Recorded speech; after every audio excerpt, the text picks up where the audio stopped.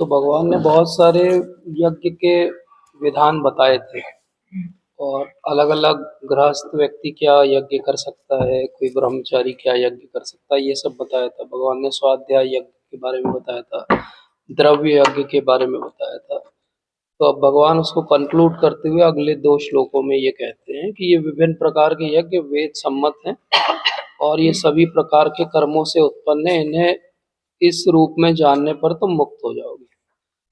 तो भगवान ने ये समझाया है और हमने भी पिछले सत्र में बात की थी कि आस्तिक कौन है। आस्तिक वो है जो वेद में बिलीव करता है।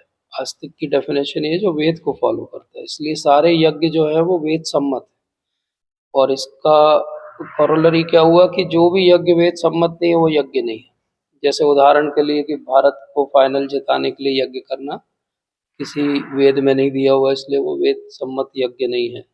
या कोई मूवी को सुपरहिट कराने के लिए यज्ञ करना, वो वेद सम्मत नहीं। वेद सम्मत कौन से यज्ञ हैं? वेद सम्मत यज्ञ हैं कोई वेद के अनुसार जो देवता हैं उनके लिए करना, उनकी प्रसन्नता के लिए करना, भगवान नारायण की प्रसन्नता के लिए करना, स्वयं को स्वर्ग जाना है तो उसके लिए यज्ञ करना।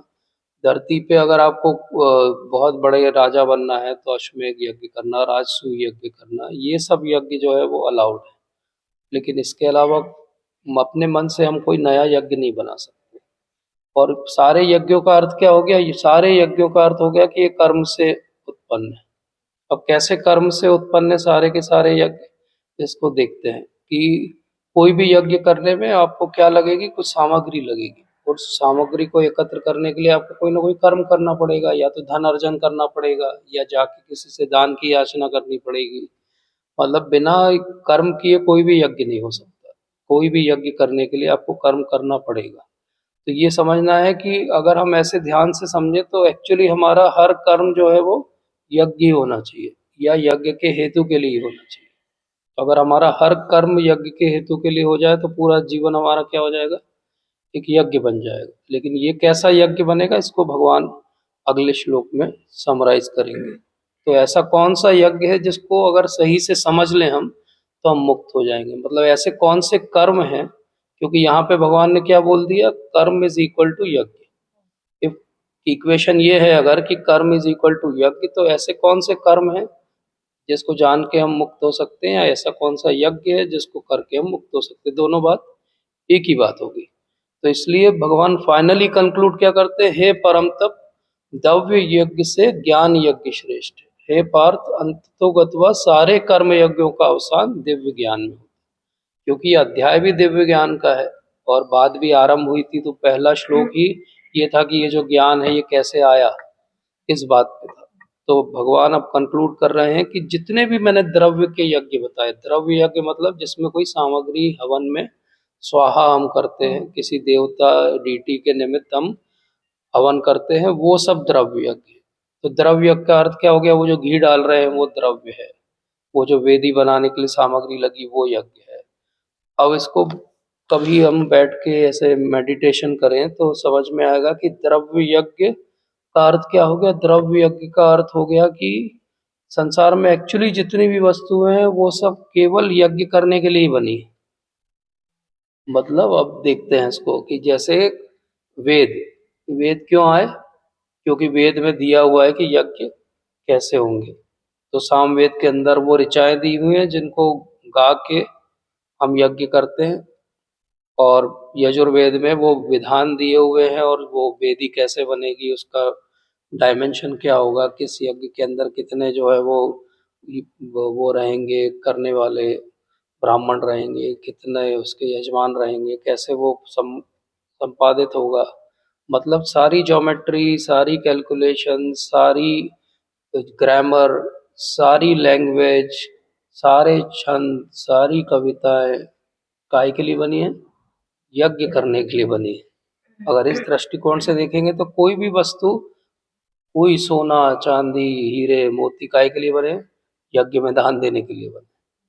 तो ये सूर्यदेव क्यों आ रहे हैं? क्योंकि वो देवता एडिटी है जिनके नाम से हम यज्ञ कर सकते हैं। पूरा cosmic manifestation, creation, organisation, administration काय के लिए? यज्ञ करने के लिए। जैसे आप कभी बैठ के सोचो कि पूरी state government, central government, local government सब काय के लिए? बोले टैक्स कलेक्ट करने के लिए। इवेंचुअली क्या कर रहे हैं? वो टैक्स ही कलेक्ट कर रहे हैं। तो जैसे अभी की गवर्नमेंट सब टैक्स कलेक्ट करने के लिए, वही टैक्स कलेक्ट करने का फॉर्म जो है वो यज्ञ है। मतलब सब कुछ केवल यज्ञ के लिए, इसके अलावा कुछ भी नहीं है। अगर आप कर्म के आधार पे देखोगे तो भी कर्म इज इक्वल टू यज्ञ। अगर आप द्रव्य के आधार पे देखोगे तो सारे द्रव्यों का सार एक ही है कि वो भगवान की सेवा में लगे कि नहीं लगे। तो हम अगर अपने इंडिविजुअल शरीर पे आ जाए तो हमारा भौतिक शरीर, हमारा मन, बुद्धि, अहंकार, हमारी आत्मा, सबका सार क्या है? एक ही सार है, वो है भगवान की सेवा में लगना, मतलब यज्ञ करना। तो ऐसे सबका सार क्या हो गया? तो अब फिर समझना पड़ेगा कि अब ये अलग अलग तरह के यज्ञ हो गए। एक कैटेगरी हो गई सारे द्रव्यों के यज्ञ की, मतलब भौतिक वस्तुएं जो उपभोग के लिए हमको लगता है हमारे लिए हैं, बट हम अगर कभी भी उपभोग करें तो एक तो भगवान को रिकॉग्नाइज करके करें, दूसरा उसका एक हिस्सा भगवान को या देवता को अर्पित करके करें, जैसे टैक्स भरते हैं कोई। तो वो सब होगा द्रव्य यज्ञ। तो बोले द्रव्य यज्ञ से लेकिन ज्ञान का यज्ञ जो है वो श्रेष्ठ है। तो द्रव्य यज्ञ में तो एक अपने हवन कुंड बना दिया और उसमें स्वाहा कर दिया अग्नि में। तो जो ज्ञान यज्ञ है उसमें क्या है? ज्ञान यज्ञ में जो हमारे कर्ण है, उनका जो होल है, कर्णेंद्रियां हमारी, वो एक्चुअली ग्रॉस फॉर्म में ऐसा समझो कि हवन है। और जो वक्ता है, जो प्रामाणिक रूप से कह रहा है, वो हवन करने वाला है। और वो जो शब्द है वो आहुति हैं, जो वेद के शब्द हैं, जो भगवान के मुख से निकले शब्द हैं। अब सोचो आपकी ये भगवान के मुख से निकला हुआ श्लोक है, भगवान के मुख से निकला हुआ श्लोक है। हम पढ़ते हैं गीता, लेकिन क्या हम ये रिकॉग्नाइज करते हैं कि भगवान के मुंह से निकला हुआ वर्ड है? मतलब ये श्लोक ऐसा का ऐसा ही भगवान ने बोला था अर्जुन को, और वैसा का वैसा ही अर्जुन ने सुना था और संजय ने सुना था। वो वैसा का वैसा ही श्लोक तो वैसा का वैसा ही है, इंटरप्रिटेशन ठीक है, कैसे भी निकाल लो आप उसका, अलग अलग लोग निकाल लेंगे, लेकिन श्लोक तो वैसा का वैसा ही है। तो कितनी बड़ी बात है कि भगवान के मुख से वैसे के वैसे निकले हुए शब्द हमारे कर्ण में पड़े अगर, तो क्या करेंगे वो? भागवतम के अंदर एक वर्ड आता है विप्लव। क्या कर देंगे वो? विप्लव कर देंगे। विप्लव मतलब क्रांति, क्रांति कर देंगे। अगर सच में पहुंच गए वो अंदर, तो आप वैसे ही नहीं रह सकते कभी भी, वैसे कभी भी नहीं रह सकते। मैं एक दिन ऐसे बैठ के सोच रहा था कि भगवान को जब भी हम दर्शन करते हैं तो वो वही भगवान नहीं है, क्योंकि भागवतम में लिखा हुआ नित्यम नवीनम। तो हमने कल देखा था भगवान को, हमने आज देखा, तो नित्यम नवीनम बदल गए कि नहीं बदल गए? और आज मैं इसी पे आगे सोच रहा था तो मुझे ऐसा हिट किया कि लेकिन किसी व्यक्ति से भी मिलते हैं तो वो वही नहीं है। एक हफ्ते पहले के बाद एक हफ्ते में उसकी बॉडी डिटेरियोरेट हो गई है, हो गई ना, क्योंकि हम तो सब धीरे धीरे मृत्यु की तरफ जा रहे हैं। तो धीरे धीरे हमारे ऑर्गन फेल हो रहे हैं, दिख नहीं रहे हैं अभी अपरेंटली, लेकिन हो तो रहे हैं। तो इवेंचुअली एक दिन जीरो आ जाएगा। तो कुछ भी वो ही नहीं रहता है। अगले दिन आप भगवान को देखो तो वो ऊपर बढ़ गए, और अगले दिन आप व्यक्ति को देखो तो वो अधोगति में चला गया। मतलब शारीरिक रूप से, मानसिक रूप से नहीं। तो इसका अर्थ क्या हो गया कि ज्ञान यही है। ज्ञान क्या करेगा? कर्णों में जब भगवान के शब्द जाएंगे, और अगर वो कैच कर लिया उन्होंने आपके हार्ट को, तो आपके साथ क्या बदला होगा? आपका दृष्टिकोण बदल जाएगा। ज्ञान यज्ञ का जो भाव है वो क्या है कि ज्ञान चक्षु कहते हैं भगवान उसको। ज्ञान के कारण आपको वही दुनिया अलग तरह से दिखने लगती है। जैसे कि ये सारे डायग्राम मैं देख रहा हूँ, तो मेरा ज़्यादा नॉलेज नहीं है हिस्टोपैथोलॉजी का, तो मेरे लिए वो मतलब कुछ खास नहीं है, कलरफुल चीज़ें हैं। और जो यहाँ पढ़ा रहा होगा वो एक एक को बहुत एक एक घंटे सिखा सकता है, क्योंकि उसका स्पेसिफिक उस चीज़ का नॉलेज बहुत ज़्यादा होगा। तो क्या मेरी दृष्टि और उसकी दृष्टि एक है? देखने में एक है, रेटिना पे एक ही इमेज बन रही है, लेकिन ज्ञान चक्षु दोनों के अलग अलग है। मैं उस पे 1 मिनट भी नहीं बोल पाऊंगा, और कोई उस पे 1 घंटे बोल पाएगा, क्योंकि उसका ज्ञान चक्षु खुले हुए हैं उस चीज के। इसीलिए भगवान कहते हैं कि द्रव्य यज्ञ से ज्ञान यज्ञ श्रेष्ठ है। क्योंकि द्रव्य यज्ञ क्या सिखा रहा है? द्रव्य यज्ञ आपको त्याग करना सिखा रहा है कि आपने 100 कमाया तो आपने 10 दिया। आपको 10% देना सिखा रहा है, लेकिन ज्ञान यज्ञ क्या कर रहा है? ज्ञान यज्ञ तो आपके दृष्टिकोण को ही बदल रहा है। द्रव्य यज्ञ भी आपके दृष्टिकोण को बदलेगा, लेकिन बहुत टाइम लगेगा। जब आप देते रहोगे देते रहोगे देते रहोगे, तो फिर एक दिन सोचोगे क्यों देना है, फिर एक दिन सोचोगे किसको देना है, फिर एक दिन सोचोगे अरे उसको क्यों नहीं देना, फिर एक दिन सोचोगे अरे इसके थ्रू क्यों देना, सीधा क्यों नहीं देना। लेकिन ज्ञान यज्ञ क्या करेगा? सीधे आपको वहीं पहुंचा रहा है। द्रव्य यज्ञ जो आपको स्टेप बाय स्टेप वहां तक पहुंचाएगा, ज्ञान यज्ञ एक बार में समझा रहा है कि कृष्णस्तु भगवान स्वयं। यही विप्लव है, यही रेवोल्यूशन है, यही क्रांति है। कैसे ये क्रांति है?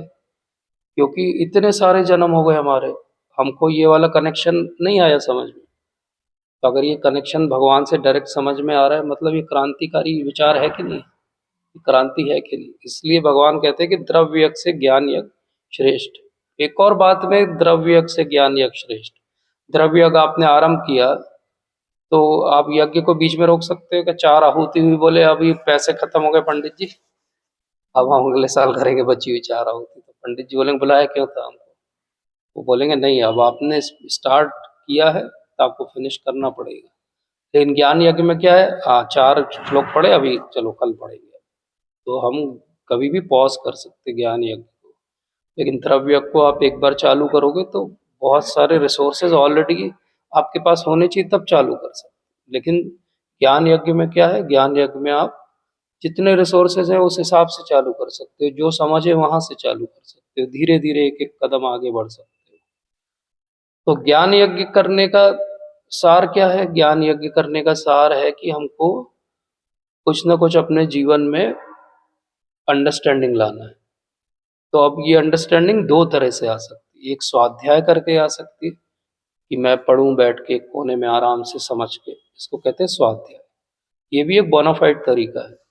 लेकिन बहुत सारे फिर ऐसे टर्म आएंगे, बहुत सारी ऐसी सिचुएशन आएंगी जो मेरे समझ में अभी उतने अच्छे से नहीं आएंगी। तो फिर ये ज्ञान यज्ञ करने का या ये ज्ञान प्राप्त करने का क्या और कोई तरीका है? तो वो ज्ञान यज्ञ करने का, ज्ञान प्राप्त करने का तरीका है किसी गुरु के पास जाना, जो कि 4.34 सेलिब्रेटेड श्लोक है इस चैप्टर का, उसमें बताया गया भगवान। तो अंत तो गत्वा सारे कर्म यज्ञों का अवसान दिव्य ज्ञान में होता है। इसका अर्थ ये भी हो गया कि आपके अगर कर्म यज्ञ का अवसान दिव्य ज्ञान में नहीं हो रहा है, मतलब आपके कर्म यज्ञ में कोई तो त्रुटि है, कोई तो त्रुटि है। क्योंकि भगवान तो ये मान के बैठे हैं कि अगर आप ठीक से कर्म यज्ञ करोगे तो कर्म करते करते अंत में भगवान के ज्ञान पे जाके एंड होगी बात। अगर वहां तक बात नहीं पहुंच रही तो वो केवल कर्म कांड हो जाएगा, वो कर्म यज्ञ नहीं हुआ। तो भगवान बहुत, मतलब भगवान तो है इंटेलिजेंट, बट अगर ऐसे कभी देखो आप तो भगवान ने पिछली बार कैसे किया था, कर्म के साथ उन्होंने यज्ञ शब्द को जोड़ा था पिछली बार जब हमने डिस्कस किया था। और भगवान ने समाधि और संन्यास के साथ कर्म को जोड़ा था, कर्म समाधि ना। तब भी हमने चर्चा की थी कि कोई दुनिया में किताब नहीं मिलेगी आपको जहाँ संन्यास या समाधि के साथ कोई कर्म को जोड़ेगा, क्योंकि समाधि तो निर्विचार निर्विकार एक जगह बैठने की अवस्था, उसमें कैसा कर्म। लेकिन भगवान इतने रेडिकल थिंकर हैं कि वो ऐसा कनेक्शन देते हैं, वही कनेक्शन वो यहाँ भी दे रहे हैं कि सारे कर्म यज्ञों का सार, मतलब सारे कर्म क्या है? यज्ञ हैं। और सारे यज्ञ क्या हैं? कर्म ही हैं। उनको बहुत बड़ा दर्जा नहीं देना चाहिए। सारे यज्ञ भी इवेंचुअली कर्म ही हैं, और सारे कर्म भी बस यज्ञ की तरह ही सीमित कर सकते हैं। एक्चुअली जो ऊपर का सुपरलेटिव है वो क्या है? वो ज्ञान। अगर इन सब को करने के बाद ज्ञान नहीं आ रहा है तो फिर प्रॉब्लम है। तो वो ज्ञान क्या है? उस ज्ञान को प्रभुपाद तात्पर्य में बताते हैं कि वो ज्ञान है कृष्ण भावना अमृत का ज्ञान, मतलब भगवान है ये ज्ञान। तो आप कभी भी देखो कृष्ण भावना अमृत, ये शब्द जो है इसमें 3 शब्द है, कृष्ण भावना और अमृत। कृष्णा कॉन्शियसनेस इंग्लिश में उसको ट्रांसलेट किया उन्होंने। अब इसमें से अगर कृष्ण हटा दें तो क्या बचेगा? भावना अमृत। भावना है कुछ, कुछ भी भावना हो सकती है, और हो सकता है अमृत जैसी लगे आपको वो भावना। अगर आप इसमें से भावना हटा दो क्या बचा? अमृत बस बचा। जैसे वो देवता और दानव लड़ाई कर रहे थे अमृत के लिए, जब तक उसमें सही भावना नहीं आएगी और भगवान नहीं आएंगे तब तक ये भावना पूर्ण नहीं होगी, तब तक वो अमृत भी नहीं मिलेगा। अमृत का अधिकारी कौन बने आखिरी में? दानवों ने सारी चीटिंग कर ली, लेकिन अमृत के अधिकारी भगवान आ गए मोहिनी मूर्ति बनकर। किसको बना दिया उन्होंने? ये दिखाने के लिए कि अमृत का अधिकारी तो केवल जो मेरी बात को फॉलो करेगा वही है। इसलिए कृष्ण भावना अमृत। तो सारे कर्मों का सार अगर कृष्ण भावना अमृत नहीं है तो फिर वो एक्चुअली बोनाफाइड मेथड नहीं है। तो हर चीज का अंत जो है, प्रभुपाद कहते हैं यज्ञ वही श्रेष्ठ है जिसका अंत ज्ञान में। ये जो अपना यज्ञ जो आप बोल रहे हैं अभी कि द्रव्य यज्ञ और कर्म कांड एक ही चीज है? नहीं, कर्मकांड एक प्रकार का द्रव्य यज्ञ है। द्रव्य यज्ञ बहुत सारे प्रकार के होते हैं, उसमें से एक प्रकार या एक कैटेगराइजेशन जो है वो कर्मकांड है। जैसे अगर हम वेदों की बात करें, जैसे यहाँ कहा था उन्होंने, तो वेद में एक उपासना कांड है, एक कर्म कांड है और एक ज्ञान कांड है। वेद को प्रैक्टिकली हम तीन बड़े सेक्शन में डिवाइड कर सकते हैं, चारों वेदों को। तो जो उपासना कांड है वो पूजा की पद्धति सिखाता है, उसमें एक हिस्सा जो है वो ये भक्ति करने का, नाम जप करने के तरीके हैं। लेकिन बड़ा हिस्सा जो वेद के अंदर है वो कर्म कांड है। कर्म कांड मतलब मैं अपनी भौतिक स्थिति को और सुधारने के लिए देवताओं की क्या मदद ले सकता हूँ, उनको प्लीज करके मैं अपने आप को कैसे बेस्ट रख सकता हूँ, वो कर्म कांड है। तो कर्म कांड एक पार्ट है द्रव्य यज्ञ का। वही द्रव्य यज्ञ आप विष्णु के लिए भी कैसे कर सकते हो, जैसे यज्ञो वे विष्णु, यज्ञ तो सब विष्णु के लिए इनडायरेक्टली, लेकिन डायरेक्टली आप नारायण यज्ञ कर सकते हो। अब जब डायरेक्टली आप नरसिंह यज्ञ कर सकते हो, तो अब जब डायरेक्टली कर रहे हो तो वो कर्म कांड नहीं है, वो तो भगवान की उपासना हो गई। इसलिए द्रव्य इज नॉट इक्वल टू कर्म कांड। कर्म कांड इज पार्ट ऑफ और one of the types of द्रव्य। जैसे हम लोग घर में अक्सर अपन सत्यनारायण भगवान की हाँ, कथा कथा करते हैं, कराते हैं, ये यस। कर्म कांड हुई? नहीं, अब उसमें अपना हेतु क्या है ये देखना चाहिए। सत्यनारायण की कथा में ज्यादातर जो कथा का सार निकल के आता है, जो नॉर्मली पंडित जी जो आते हैं जिनको चार जगह कथा करनी, वो जो सार देके जाते हैं हमको, वो सार क्या देके जाते हैं? देखो उन्होंने पूजा का वो किया था और फिर नहीं किया, नहीं किया तो देखो उनके पास ये विपत्ति आई, वो नाव डूब गई, वो ये हो गया, वो हो गया। फिर जब किया तो फिर प्रसाद लिया तो फिर नाव वापस आ गई। तो ये डायरेक्ट कॉज कोरिलेशन इफेक्ट दिखा रहा है वो अपनी रिसर्च करके कि ये देखो, अब जिसने नहीं किया उसके साथ ये हुआ। हमारी ज्यादातर कथाएं ऐसी हैं जिनमें डर ज्यादा है, फियर ज्यादा है। तो अब क्योंकि बात उठी तो अपन थोड़ा सा समझ लेते हैं फियर कहाँ रहता है, डर कब होता है। जैसे इसी कमरे में हम रात को आएंगे, ठीक है, और रात को इस कमरे में एंटर करेंगे, तो वो जो वहाँ सिंपल सा अभी हमें लाइट में अच्छे से दिख रहा है कि वो तो माइक्रोस्कोप है, वो हो सकता है ऐसे कोई भूत अपने हाथ फैला के खड़ा आपके ऊपर पाउंस करने के लिए। आपको वहां कहीं एक आध दो बिल्ली, एक आध दो आंखें दिखने लगेंगी, कहीं लाइट चमकेगी, तो और आप एकदम से आके कोई आपके लिए लाइट जला देगा, कि अरे रुको मैं लाइट जलाता हूँ, अभी क्या है, अरे ये तो माइक्रोस्कोप, अरे वो तो कुछ भी नहीं, अरे वो तो water cooler.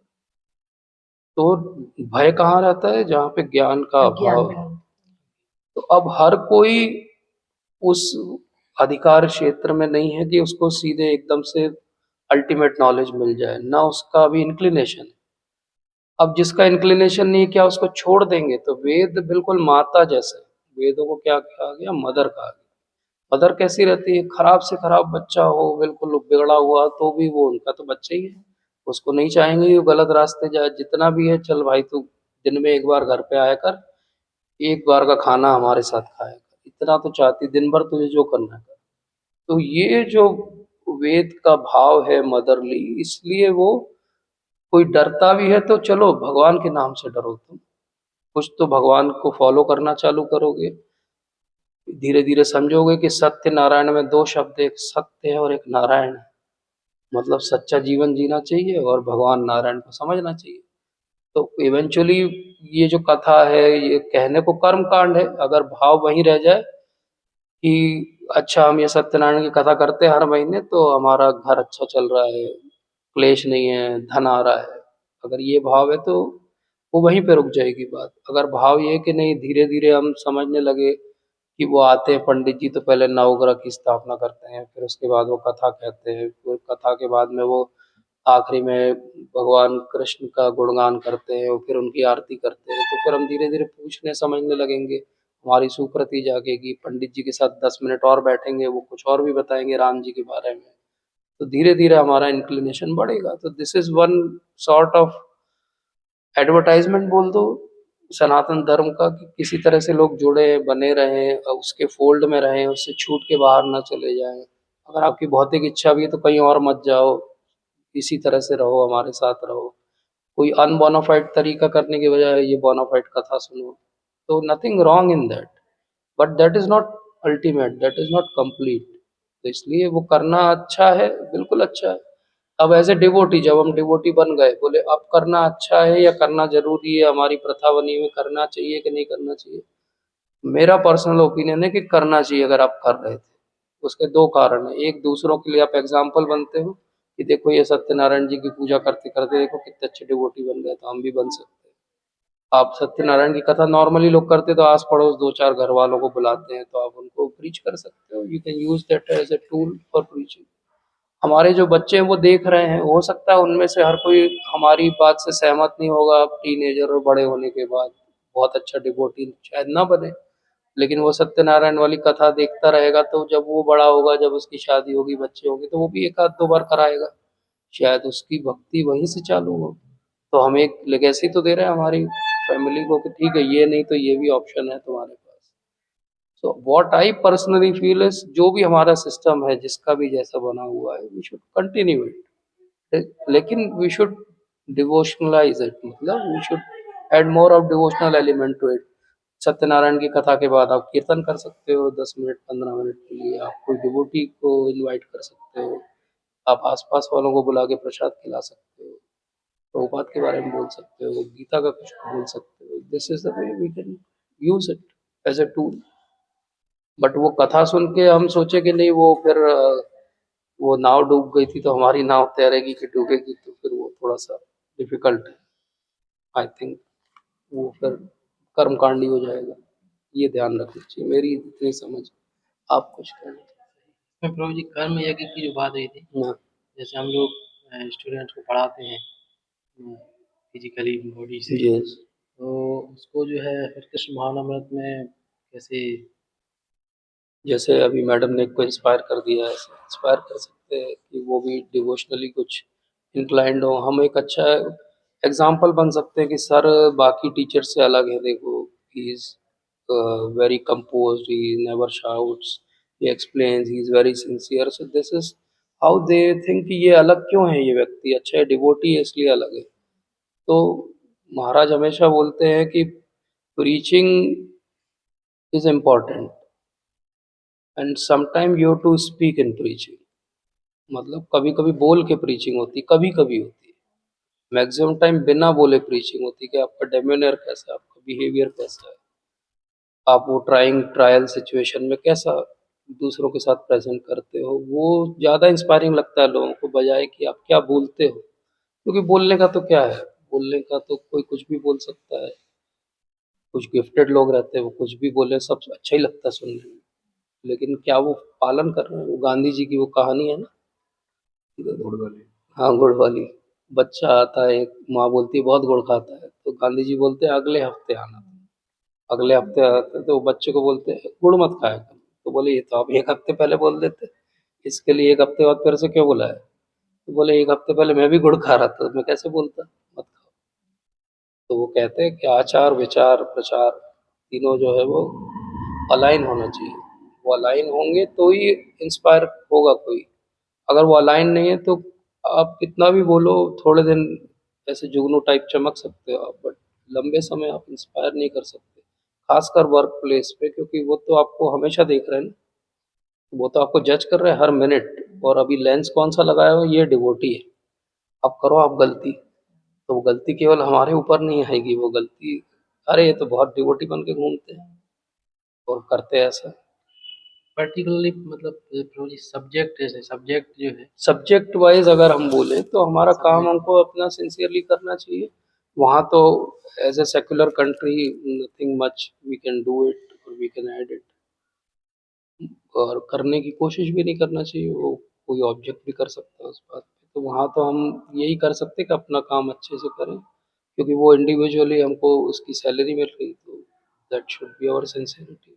But as such वहाँ हम कैसे प्रीच कर सकते हैं, तो even I am finding the answer, but difficult है। मतलब सेकुलर कंट्री में आप बहुत आउटराइटली नहीं कर सकते, वो ठीक भी नहीं है। मतलब आई आई डोंट थिंक कि वो बहुत रिक्वायर्ड भी है, बिकॉज हमको बहुत सारे और सोशल एवेन्यू मिलते हैं जहाँ हम जो इंटरेस्टेड है उनको बुला सकते हैं, उन्हें इंस्पायर कर सकते हैं।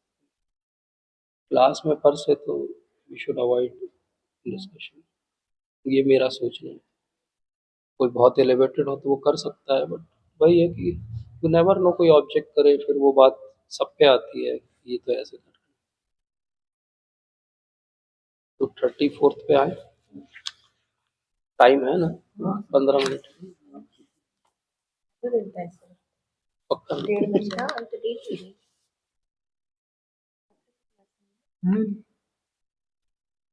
34 श्लोक करते हैं, बहुत इंपॉर्टेंट श्लोक है, आज इसी को करेंगे आधे घंटे।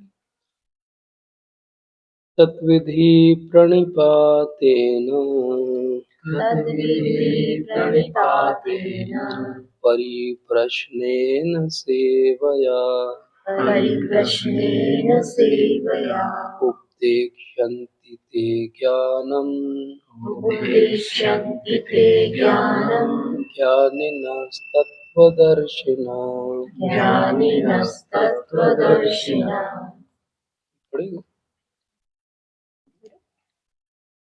तद्विद्धि प्रणिपातेन तद्विधि प्रणिपातेन परिप्रश्नेन सेवया परिप्रश्नेन सेवया उपदेक्ष्यन्ति ते ज्ञानम् उपदेक्ष्यन्ति ते ज्ञानम् ज्ञानिनस्तत्त्वदर्शिनः। ज्ञानिनस्तत्त्वदर्शिनः।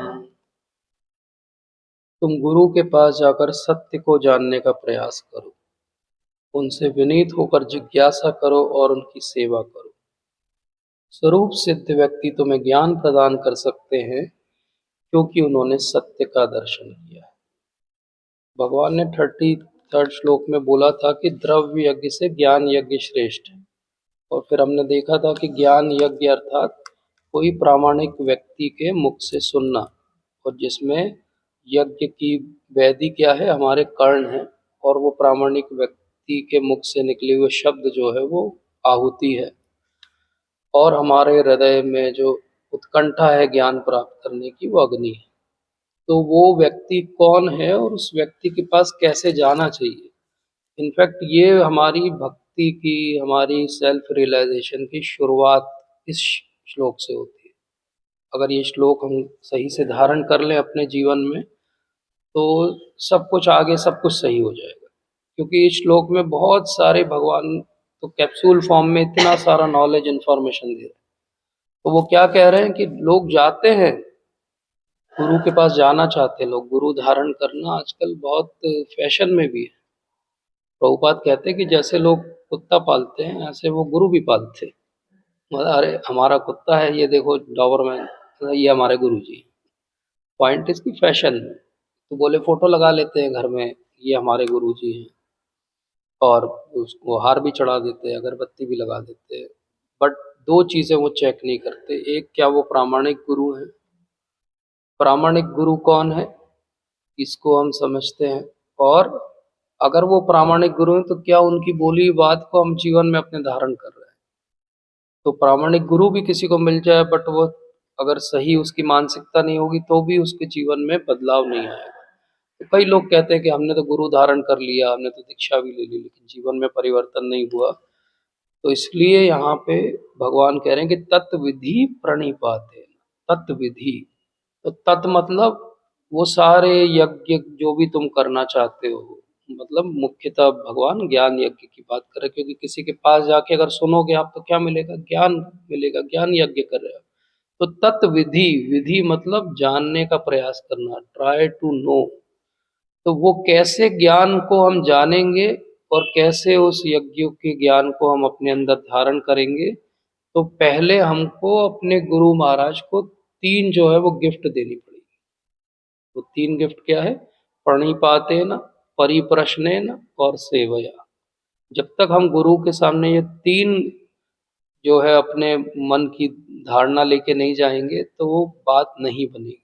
तो ये तीनों को समझते हैं। प्रणिपातेन मतलब साधारण तरह समझे तो प्रणिपात मतलब दंडवत करना, पंचांग प्रणाम करना, ये प्रणिपात है।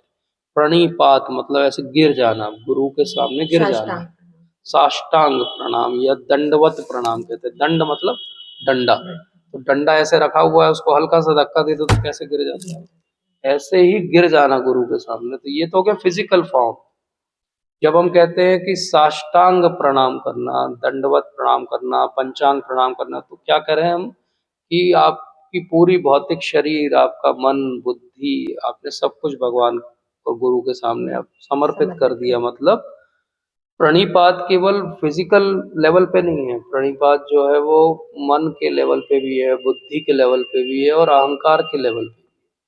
तो कई बार हम गुरु के सामने फिजिकल लेवल पे सबको देखा देखी प्रणाम कर देते हैं, फिजिकल हो गया, लेकिन अभी भी बुद्धि के लेवल पे हमने गुरु को स्वीकार नहीं किया, या मन के लेवल पे अभी भी हमको डाउट है ये सही व्यक्ति है कि नहीं। और कभी कभी ये भी सब हो जाता है, लेकिन हमारा अहंकार क्या कहता है, अरे ये भी साधारण व्यक्ति है, जैसे तुम एक व्यक्ति हो, ये भी बीमार पड़ता है, ये भी खाता पीता है, ये भी कभी गुस्सा हो जाता है, ये भी कभी भूल जाता है। तो क्या होता है, मन में आता है अरे ये कैसे गुरु है फिर, ऐसा कैसे गुरु। प्रभुपाद को एक व्यक्ति ने पता है क्यों छोड़ दिया था, क्योंकि वो चश्मा पहनते थे। चश्मा पहनते थे, बोले गुरु हो अगर आप आचार्य हो तो चश्मा क्यों पहनना पड़ता है आपको, तो बॉडी परफेक्ट होनी चाहिए, ये सोच के उसने छोड़ दिया। तो कहीं भी भावना आपकी अटक सकती है, मन, बुद्धि, अहंकार, किसी भी लेवल पे। तो इसलिए क्या बोला, प्रणिपात करो, मतलब कि आप ह्यूमिलिटी रखो, जिसको चैतन्य महाप्रभु कहते हैं त्रणादपि सुनीचना। तो इसलिए भगवान ने क्या कहा, प्रणिपात पहली चीज है, पहली चीज वही है। अब पहली चीज वो है, पर उसके पहले एक चीज है, और वो पहली चीज क्या है, आपको ये रियलाइज करना है कि यही मेरे गुरु महाराज। जब तक ये रियलाइज नहीं करोगे तो ब्लाइंडली भी हम किसी को भी प्रणिपात कर सकते हैं। बोले अरे उनके यहाँ लाइन लगी रहती है दंडवत करने वालों की, चलो हम भी लाइन में लग जाते हैं, हम भी एक दंडवत करके आएंगे। अरे देखो उनको सुनने के लिए बड़ा सा पंडाल बनता है, चलो हम भी उन्हीं को सुनेंगे। तो आपने ये चेक ही नहीं किया कि वो सदगुरु है कि नहीं है। सदगुरु मतलब वो बोनाफाइड प्रामाणिक आचार्य हैं कि नहीं है, वो कैसे पता चलेगा। तो उसको बोला गया कि जो भी कृष्ण तत्व वेदता है सही गुरु है। चैतन्य महाप्रभु ने क्या दिया, यही कृष्ण तत्व वेदता सही गुरु है। जिसने कृष्ण तत्व को वेदता मतलब अच्छी तरह से आत्मसात जान लिया है, वो गुरु हो सकता है। वो कोई भी हो सकता है, उसमें कुछ भी ऐसा नहीं कि ब्राह्मण ही गुरु हो सकता है, कि स्त्रियां गुरु हो सकती हैं कि नहीं हो सकती, कोई भी गुरु हो सकता है। आप जिससे इंस्पायर हो गए वो गुरु हो सकता है। उसकी जो प्री कंडीशन है वो क्या है, उन गुरु का भी कोई गुरु होना चाहिए और उनका भी कोई गुरु होना चाहिए, मतलब एक प्रामाणिक गुरु शिष्य परंपरा से आना चाहिए। अगर वो प्रामाणिक गुरु शिष्य परंपरा में आ रहे हैं तो संभावना क्या है, उनके प्रामाणिक होने की संभावना ज्यादा है। कलयुग में यही शब्द बोलना पड़ेगा, क्योंकि हो सकता है वो परंपरा में आ रहे हो तो भी प्रामाणिक ना हो, अपने अपने आचार विचार में प्रामाणिक ना हो, परंपरा में प्रामाणिक हो। तो जैसे हम देखते हैं कि कभी कभी बहुत साफ नदी में भी एकदम से कोई सीवेज का पाइप आके खुल जाएगा तो वो गंदी हो जाती है। तो नदी तो साफ आई थी जब ग्लेशियर से चली थी, लेकिन नीचे आते आते क्या हो गई, उसका तो बीओडी बहुत बढ़ गया, वो तो पॉल्यूट हो गई। क्यों हो गई, क्योंकि उसमें बहुत सारे बीच में कंटामिनेंट जुड़ गए। तो कई बार लोग गुरु को धारण करने में डरते भी हैं, उनको लगता है कि भगवान है और मैं हूँ, तो भगवान और मेरे बीच किसी चीज की जरूरत क्यों है, कोई नहीं होना चाहिए। क्यों नहीं मैं डायरेक्ट भगवान के पास जा सकता हूँ, मुझे गुरु की क्या जरूरत है। तो ये समझना है कि भगवान और हमारे बीच गुरु कोई रुकावट नहीं है, वो फैसिलिटेटर है। ले जाने का माध्यम। हाँ, जैसे कि अपन एक फिजिकल एग्जांपल से समझते हैं कि यही जैसे माइक्रोस्कोप है या टेलीस्कोप है, तो आप कभी भी देखोगे उसमें तो एक इधर कॉन्वेक्स लेंस, एक इधर कॉन्वेक्स लेंस। अब अलग अलग टाइप के टेलीस्कोप आते हैं, किसी से आप बिल्कुल चंद्रमा के एकदम क्रेटर भी देख सकते हो, किसी से बाजू की बिल्डिंग भी ठीक से नहीं दिखेगी। अंतर क्या है, वो जो लेंस है उनका पावर कितना है, और उन दो लेंस के बीच बहुत सारे मल्टीपल लेंस और प्रिज्म का सिस्टम रहता है। जितने ज़्यादा बीच में लेंस और प्रिज्म रहेंगे उतना वो ज़्यादा मैग्नीफाई करेगा। अगर वो माइक्रोस्कोप होगा उतनी दूर की चीज़ दिखाएगा, अगर वो टेलीस्कोप होगा। तो दो लेंस के बीच और लेंस लगाने से बात स्पष्ट होती है कि बिगड़ती है? स्पष्ट होती है। तो हमारे और भगवान के बीच जितने प्रामाणिक आचार्य गुरु होंगे उससे हम भगवान को और नजदीक से देख पाएंगे कि नहीं देख पाएंगे, क्योंकि उन सब का रियलाइजेशन हमारे रियलाइजेशन में अपने आप जुड़ जाएगा, उन सब की बात हमारी समझ के साथ जुड़ जाएगी, तो कितना अच्छा हो जाएगा। हम तो और अच्छे से भगवान के बारे में जान पाएंगे। अगर हम अपने ही स्तर पे जानने का प्रयास करेंगे तो कठिनाई होगी हमको। इसलिए प्रणिपात करने में संकोच नहीं करना चाहिए। और प्रणिपात फिजिकल एक्टिविटी बस नहीं है, मन बुद्धि और अहंकार के स्तर पे ये समझना कि गुरु ने एक समष्टि गुरु तत्व है, मतलब कि कंपोजिट गुरु तत्व है जो पूरे ब्रह्मांड में है। उस समष्टि गुरु तत्व ने वो एक भौतिक शरीर धारण किया हमारे लिए, और गुरु कभी भी चेंज नहीं कर सकते आप। जो गुरु आपके थे वही गुरु हैं और वही गुरु रहेंगे। मतलब अगर हम नहीं सुधरे इस जीवन में तो बेचारे गुरु महाराज को फिर से जन्म लेना पड़ेगा हमारे लिए, या किसी को इंस्पायर करना पड़ेगा उनको, क्योंकि जब तक हम यहाँ से नहीं छूटेंगे, उन्होंने तो ले ली जिम्मेदारी हमारी। अगर दीक्षा दे दी, दीक्षा देने का अर्थ क्या हो गया? दीक्षा की भी सीढ़ियां हैं अलग अलग, लेकिन दीक्षा का पहला अर्थ हो गया ज्ञान देना, और दीक्षा का दूसरा अर्थ हो गया कि उन्होंने हमारे सारे पुराने कर्मों को ले लिया अपने ऊपर। उसके लिए वो इतने पावरफुल है कि वो अपने ऊपर ले सकते हैं। अब उन्होंने अगर हमारे सारे कर्मों को ले लिया और उसके बाद भी हमने आगे बुरे कर्म करते रहे हम, तो हमारा होप फिर भी गुरु महाराज ही है और कोई नहीं है, क्योंकि वो ही हमको छुड़ाएंगे। इस जन्म में नहीं तो अगले जन्म में आएंगे, वो छोड़ेंगे नहीं हमको। तो जो इतना विशेष व्यक्ति है जो हमारे लिए अगले जन्म में आने को तैयार है, जो हमारे लिए हमारे सारे क्या क्या कर्म हमने नहीं किए होंगे अपने ऊपर लेने को तैयार है, उस गुरु के सामने अगर हमको एक प्रणिपात करना पड़े तो उसमें संकोच करना चाहिए? उसमें तो संकोच करने की कोई जरूरत नहीं। लेकिन कई लोग हैं जो, हाँ हम भी गुरु महाराज के चरण छू के आ गए, हमने भी गुरु महाराज के दर्शन कर लिए। अच्छा, कुछ पूछा आपने गुरु महाराज से? नहीं नहीं, हमने कुछ नहीं पूछा गुरु महाराज से। क्या सुना आपने गुरु महाराज? बोले नहीं नहीं, जल्दी में थे हम, बस प्रणाम करके आ गए, छू के आ गए। तो ये क्या हो गया? प्रणिपात तो हो गया लेकिन परिप्रश्न नहीं हुआ। तो मैक्सिमम जो मेजोरिटी वो तो प्रश्न पूछती नहीं है। तो गुरु महाराज को हर गुरु पूर्णिमा पे जाते हैं और 1100 रुपये का लिफाफा देते हैं, एक फूल चढ़ाते हैं, नमस्ते करते दूर से आ जाते हैं। ये भी अच्छा है, एटलीस्ट हम एक्नॉलेज कर रहे हैं, हम प्रणिपात कर रहे हैं, हम उनका फोटो लगा रहे हैं, हम उनको रोज याद कर रहे हैं। लेकिन हमने कभी उनसे पूछा नहीं। तो पूछा नहीं तो हमारा उद्धार हो जाएगा क्या बिना पूछे? तो ज्ञान यज्ञ है। जब तक वो बोलेंगे नहीं और हमारे यहाँ से अंदर नहीं जाएगा, यज्ञ तो नहीं होगा। यज्ञ का अपॉइंटमेंट ही नहीं हुआ, यज्ञ की प्रोसेस ही नहीं हुई। तो इसलिए क्या करना पड़ेगा? प्रश्न तो पूछना पड़ेगा। इसके अपोजिट स्पेक्ट्रम पे बहुत सारे लोग हैं जो खूब प्रश्न पूछते हैं, खूब प्रश्न पूछते हैं। गुरु जी बताइए कौन सा बिजनेस करूं, सफेद चीज का करूं कि काली चीज का करूं? बताइए गुरु जी ये बच्ची की शादी कब हो जाएगी? तो ये मेरा बिजनेस कब से चलने लगेगा? ये लड़का सुनता पढ़ता नहीं है, सास बहू की लड़ाई चल रही है, इसका क्या किया जाए? तो क्या गुरु से ये सब प्रश्न पूछने चाहिए? नहीं, गुरु से हमारे आत्म कल्याण के प्रश्न पूछने चाहिए। इसलिए कुछ लोग आर्ग्यू करने के लिए प्रश्न पूछते हैं बस। अरे डज गॉड एग्जिस्ट? अरे I don't believe God exist. चलो अभी आधे घंटे गुरु जी का टाइम खराब कर दिया आपने, वो बेचारे समझाए जा रहे हैं। अरे जब गुरु धारण कर लिया तो हमने क्यों धारण किया? कि अब उनकी बात सुनने के लिए, न कि अपनी बात कहने के लिए। तो कई लोग जो अननेसेसरी इंक्वायरी करना भी सही नहीं है। परिप्रश्न, परिपूर्ण मतलब कंप्लीट प्रश्न होना चाहिए। कंप्लीट प्रश्न जीवन में क्या है? कंप्लीट प्रश्न सनातन गोस्वामी ने पूछा था चैतन्य महाप्रभु से मध्य लीला में, चैतन्य चरितामृत। हम ही कौन, मैं कौन हूँ, मुझे ये तीन त्राप क्यों होते हैं, क्यों मैं परेशान हूँ, मेरा उद्धार कैसे होगा, यहाँ से मैं कैसे बाहर निकलूंगा। यही 3 प्रश्न हैं, यही 3 काम के प्रश्न हैं। परिप्रश्न मतलब हम ही कौन, मैं कौन हूँ, व्हाट इज माई आइडेंटिटी, क्या मैं शरीर हूँ, क्या मैं मन हूँ, क्या मैं बुद्धि हूँ, क्या मैं उपाधियां हूँ, या मैं आत्मा हूँ। ये कौन समझा सकता है? केवल गुरु महाराज समझा सकते हैं। परिप्रश्न, क्या अगर मैं हूँ एक आत्मा तो फिर मैं इतनी तकलीफ में क्यों हूँ? मेरा तो सच्चिदानंद स्वरूप है, तो मैं तकलीफ में क्यों हूँ? तो गुरु महाराज समझाएंगे, नहीं तुम यहाँ तकलीफ में बेटा इसलिए हो क्योंकि तुम शरीर के साथ में से आइडेंटिफाई करते हो, तुम तो आत्मा हो, तुम समझो इसको कि तुम आत्मा हो।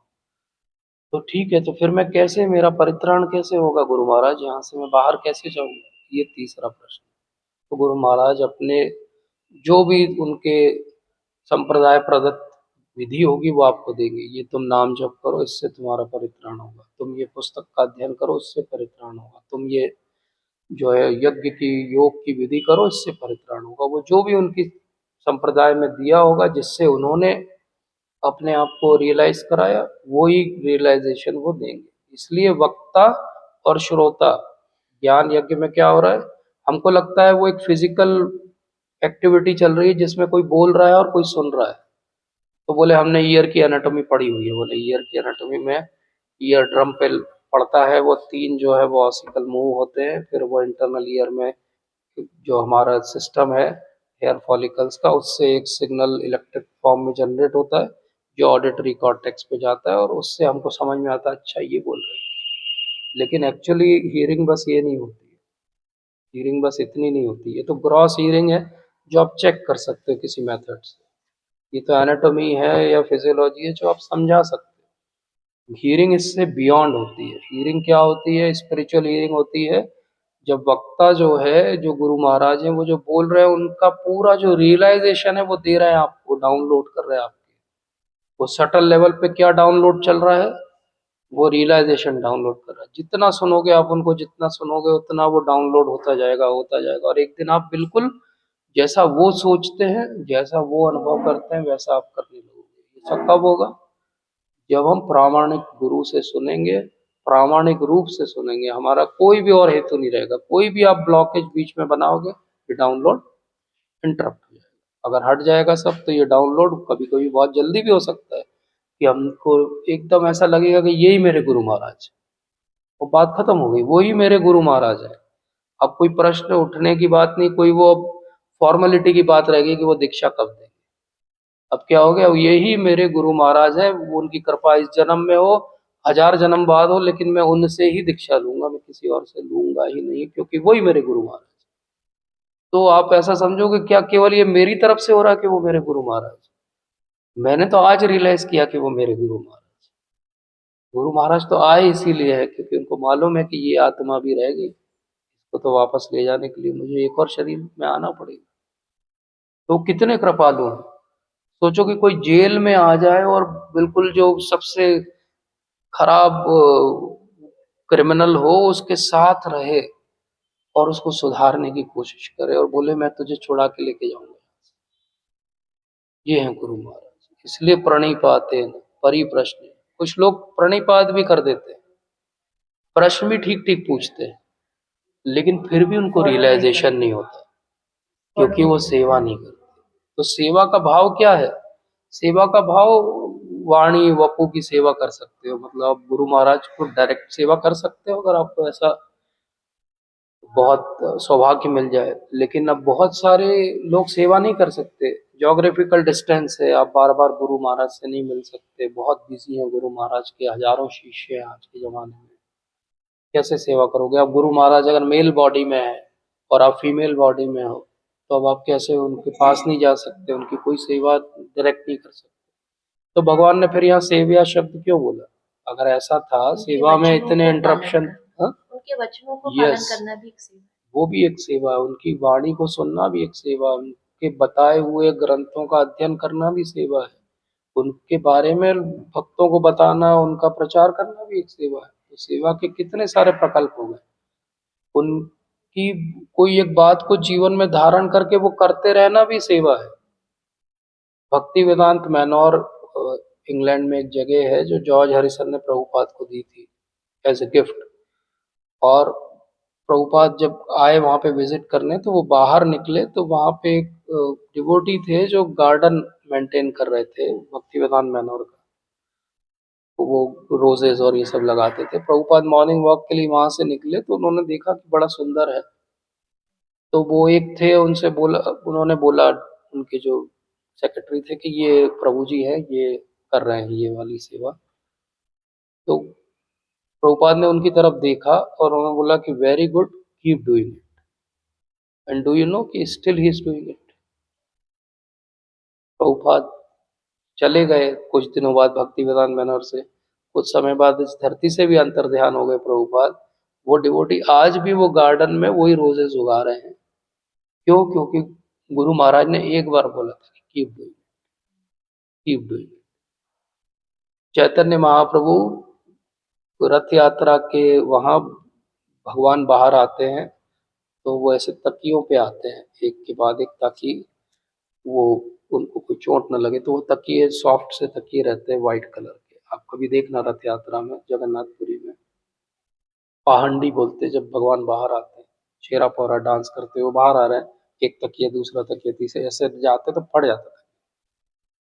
चैतन्य महाप्रभु ने देखा कि ये तकिए की क्वालिटी अच्छी नहीं है, इट इज बिट हार्ड। तो पास में उनके एक खड़े थे, बंगाल के भक्त थे, उनको बोला कि ये तकिए की क्वालिटी अच्छी नहीं, why don't you improve it. तो उन्होंने बोला ठीक है महाप्रभु, जैसी आपकी आज्ञा। यू नो आज भी उनका परिवार, मतलब उनके 500 साल बाद के जो वंशज हैं, आज भी जो तकिया जिसपे महाप्रभु जगन्नाथ जी बाहर आते हैं, वो आज भी वही परिवार वो तकिया बनाता है। दिस इज सेवा, दिस इज सेवा। कितने सारे हम जाते हैं, किसी भी धाम में जाते हैं तो हम इरिटेट हो जाते हैं, अरे ये पंडे पीछे पड़ जाते हैं। कभी आप सोचो कि वो पंडों को माइनस कर दो वहां से, क्या वो जगह मेंटेन होगी? कितनी भी खराब मेंटेन हो रही है, क्या उनका कोई वजूद अस्तित्व भी बचेगा? क्या वो मंदिर को चोर और उठाई गिरे और बिल्डर तोड़ के वहां बिल्डिंगें नहीं बना लेंगे? कितने सारे लोग हैं जिनको मैं जानता हूँ जो बिल्डर्स के थ्रेट के बाद भी वृंदावन में जो चीज जैसी होना चाहिए उसको मेंटेन करने के लिए अपनी जान लगा रहे, जान लगा रहे हैं अपनी। जिनको थ्रेट मिल रहा है रोज कि तुम बाहर तो निकलो, झूठे उन पे 15-15 केस चल रहे हैं, वो महान बाबा जी लोग हैं। और वो कोर्ट में जाके बेचारे खड़े रहते हैं, कोर्ट में जाके खड़े हो रहे हैं वो डिफेंड करने के लिए, क्योंकि उस गार्डन को वो गार्डन रखना चाहते हैं और बिल्डर चाहता है कि यहाँ ऊंची बिल्डिंग बने, वो करोड़ों रुपए कमाए। क्या ये सेवा नहीं? क्यों है वो, क्यों लड़ रहे हैं, क्यों अपना लाइफ का थ्रेट, इतना कोर्ट केस, अपना भजन छोड़ के वृंदावन से बाहर मथुरा के कोर्ट में बैठे दिखते, दिल्ली में दिखते बैठे हुए, क्यों कर रहे हैं वो ये सब? क्यों कर रहे हैं? क्योंकि उनके गुरु महाराज ने बोला था जैसा मैं तुमको दे रहा हूँ ऐसा तुम अपने शिष्य को देना। उस एक सेवा को धारण करके वो सब कुछ करने को तैयार है। कुछ पैसा नहीं है, लोगों से उधार मांग रहे हैं वो केस लड़ने के लिए। लोगों को मजाक लगेगा, बाबा जी के इनके पास एक माला झोली के अलावा कुछ नहीं, काहे के लिए पैसा मांग रहे हैं? बोले क्या करें हम, लोग तो कब्जा करने के लिए तुले। तो आप सोचो कभी कि इतना थ्रेट लेके सेवा कर रहे लोग। आप सोचो कि एक इंस्ट्रक्शन मिला तो 500 साल बाद भी परिवार उसको फॉलो कर रहा है। आप देखो, एक बार प्रभुपाद ने बोला ये गार्डन अच्छा मेंटेन करते हो, तो आज भी मेंटेन। प्रभुपाद के कितने सारे शिष्य हैं जिनको प्रभुपाद ऐसे गए तो ऐसे कहीं कोने में खड़े थे, एक नजर देखा पूरे जीवन में उनका इंटरेक्शन क्या है, कोई परिप्रश्न नहीं, इवन कोई प्रणिपातिन भी नहीं है डायरेक्ट सामने, लेकिन एक बार प्रभुपाद ने ऐसे नजर से देखा और वो आज भी मूवमेंट में है और प्रचार कर रहे हैं और जीवन दे दिया उन्होंने। क्योंकि उनको ये समझ में आया कि वो एक बार जो देखा प्रभुपाद ने, वो आज भी वो विविडली डिस्क्राइब करते। कभी आप उनसे उनके जीवन का आप सार पूछोगे तो बोले वो एक सार है, वो एक क्षण जो प्रभुपाद ने लेक्चर लेते हुए हमको ऐसे देखा। तो this is amazing, this is सेवा। सेवा, कई बार लगता है सेवा मतलब कोई बड़ा सा प्रोजेक्ट कर दे क्या हम, किसी भी एक चीज का संकल्प जो एक लिया बात है पकड़ उसका के आप चुपचाप वो उतना भी करते रहोगे तो वो सेवा है। इंद्रदेव स्वामी महाराज हैं प्रभुपाद के डिसाइपल, उनकी एक शिष्या जिसको कोई भी नहीं जानता था, वो पीछे पड़ी उनके कि मैं 5 मिनट के लिए गुरु महाराज से मिलवा दो, 5 मिनट के लिए गुरु महाराज से मिलवा दो। लोग और रशियन थी, तो वो मिली वहाँ पे, तो वो एक डब्बा लेकर आई थी और उस डब्बे में रूबल जो रशियन करेंसी थी वो थी, और वो सब उन्होंने सामने रख दी। बोले क्या है? बोले ये मैंने जितना बुक डिस्ट्रीब्यूशन इतने समय में किया है ये सब उससे जो भी मुझे मिला है वो है। और बोले लोगों ने फिर बताया महाराज को कि ये तो सुबह से बैग लेके बुक भर के जाती है और शाम को वापस आती है, और बोले उसकी थोड़ी बहुत जो सेविंग है उससे वो जो मिल जाता है उतना खा के एक छोटे से कमरे में रह रही है, सब कुछ छोड़ के दिन भर क्या करती है? बोले भगवत गीता बांटती है, और उससे जो थोड़ा बहुत भी पैसा मिला अभी तो वो किसको दे दिया जाके? जब गुरु महाराज आए तो उनके हाथ। ये सेव है। सेवा मतलब मेरे लिए कुछ भी नहीं। सैक्रिफाइस। सेवा मतलब सेक्रीफाइस। माँ सेवा करती है तो सेक्रीफाइस करती है, अपना टाइम, अपनी एनर्जी, अपनी अंदर का सब कुछ बच्चे को दे देती है। अब एक सैनिक जब सेवा करता है तो अपनी जान दे देता है। एक डॉक्टर सेवा करता है तो रात भर जाग के जिसको वो जानता भी नहीं उसके लिए लगा देता है अपना समय। तो हमको भी जब भगवान की सेवा की बारी आए तो हम सेकंड ग्रेड काम नहीं कर सकते। यशोदा मैया को जब पता चला कि भगवान इधर उधर जा जाके माखन चुराते हैं तो उन्होंने बोला कि अब मैं तुम्हारे लिए माखन बनाऊंगी ऐसा जो तुम कभी खाया नहीं हो। तो उनके पास इतनी सारी गायें, 9 लाख गायें, उसमें से वो सिलेक्ट करते हैं 108 गाय, उसमें से भी सिलेक्ट करते हैं वो बेस्ट गाय। उनको कहते हैं पद्म गंधा गाय, उनको अलग रखा जाता है, उनको जो घास खिलाई जाती है वो भी स्पेशल क्वालिटी की। तो हमको लगेगा कि ये तो बड़ी ऐसी पुरानी सी बात है, हो सकता है किसी ने कवि ने लिख दी होगी। आपको पता है अभी भी जो वृंदावन का टेम्पल है, कृष्ण बलराम जो इस्कॉन मंदिर है, उसमें जो कृष्ण बलराम जी को जो भोग चढ़ता है वो जो गायें हैं उनको अलग रखा जाता है, और उनकी जो घास है कहाँ से आती है? ऑर्गेनिक ग्रास उगाई जाती है। तो ऐसा नहीं कि तभी करते थे, आज भी करते हैं। आप नाथ द्वारा में जाओगे तो अभी भी उनकी अलग गौशाला है जिनको स्पेशल खिलाया जाता है, ड्राई फ्रूट भी खिलाए जाते हैं। क्यों? क्योंकि नंद बाबा की गाय मान के उनकी सेवा करते हैं, और उनसे जो पूरा दूध होगा वो जो भगवान है उनके पास जाके चढ़ेगा। मतलब दे आर पर्टिकुलर स्टिल। सेवा मतलब you have to be meticulous in your care. It can not be superficial, मैं सेवा करता रहा हूँ। सेवा मतलब वो यशोदा मैया ऐसे बिल्कुल वो चुन के वो गायें उनको दुहेंगी, उनसे जो दूध निकलेगा पद्मगंधा गाय का, वो जो घास खाती है वो सुगंधित घास है, वो दूध भी क्या है?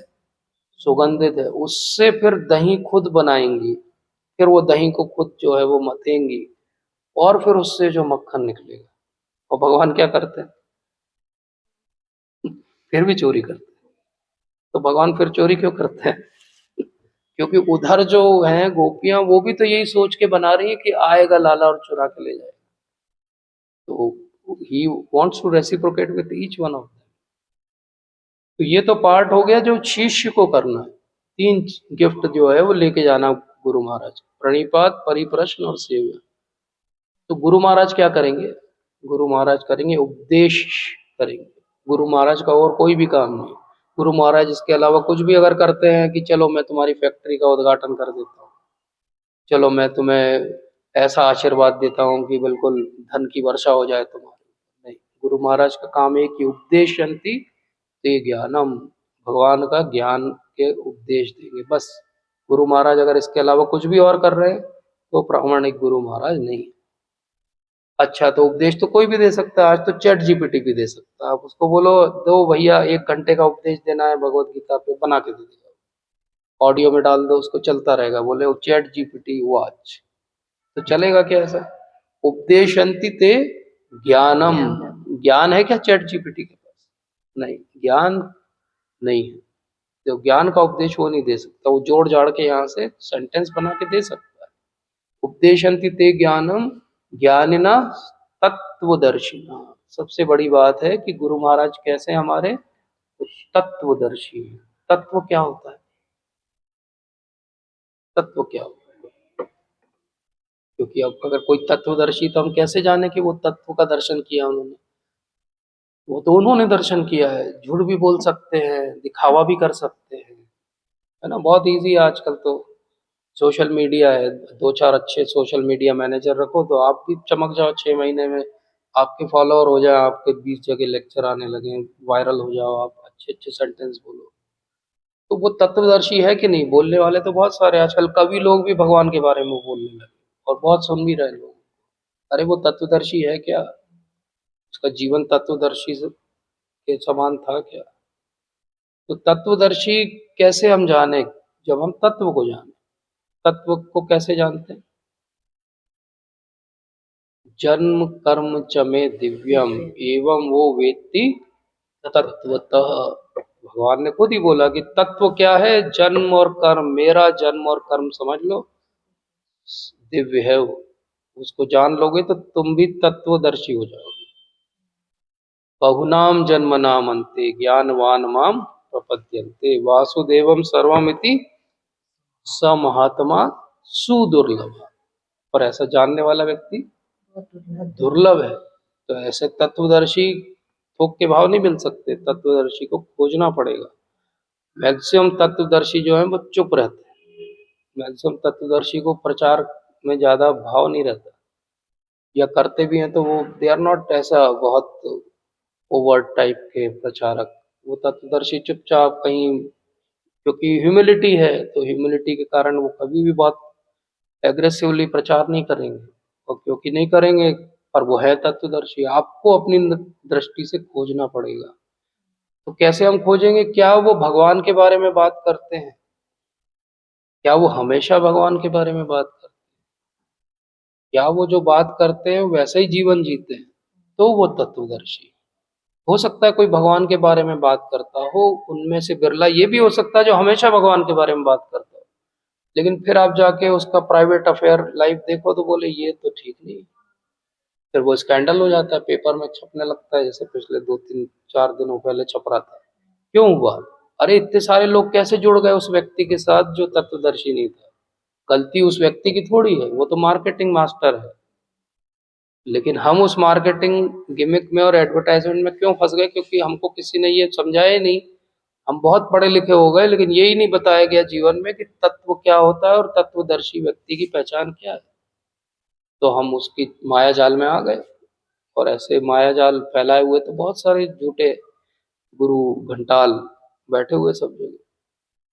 वो तो कुछ के नाम खुलेंगे, कुछ के आगे जाके खुलेंगे, कुछ के कभी नहीं खुलेंगे। वो उसी गलत तरीके से जीवन जीते हुए मर भी जाएंगे, उनके फोटो भी लगे रहेंगे। उनके बहुत क्लोज जो होंगे उनको पता होगा इनका जीवन तो खराब था। जो बोलते थे वो केवल माइक पे बोलते थे, जीवन तो बहुत ही खराब था, लेकिन क्या कर सकते हैं? कोई तरीका नहीं जानने का। इसलिए हम केवल उनके उपदेश से जान सकते हैं। पर फिर भी गुरु को धारण करने के लिए गुरु और शिष्य दोनों को शास्त्रों ने क्या आदेश दिए?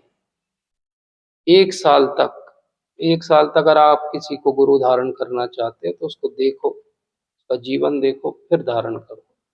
और कोई शिष्य बनना चाहता है तो गुरु को 6 महीने तक उस शिष्य को देखना चाहिए।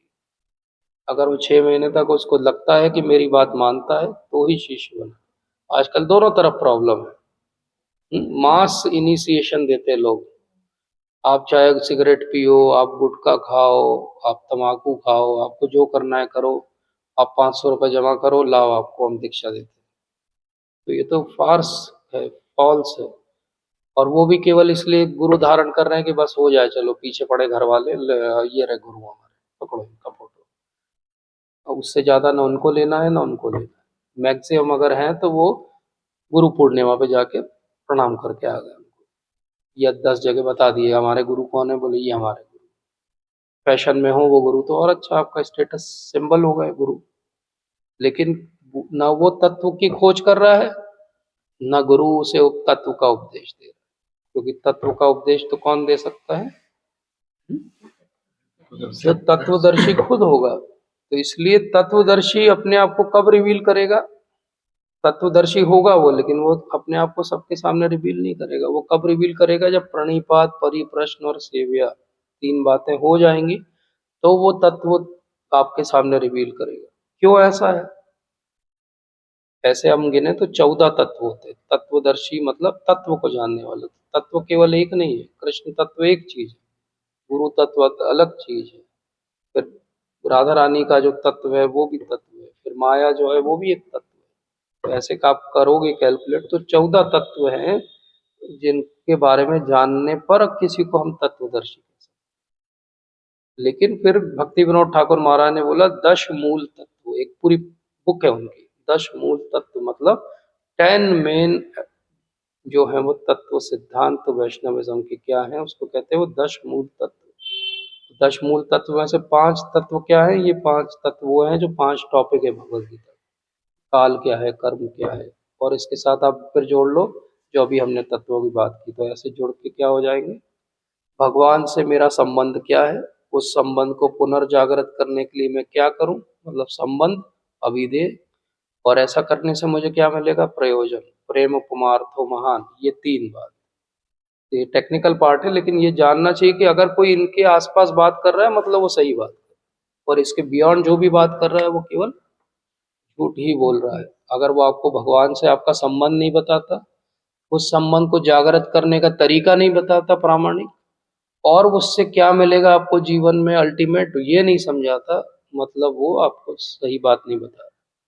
कभी हम एक बात करेंगे, आप खुद भी करके देख सकते हो, ये संबंध, अविधेय, प्रयोजन, अब आप कोई भी भगवत गीता का श्लोक ले और फिर उसको क्लासिफाई करने की कोशिश करना, वो इन 3 में से किसी एक कैटेगरी में क्लासिफाई हो।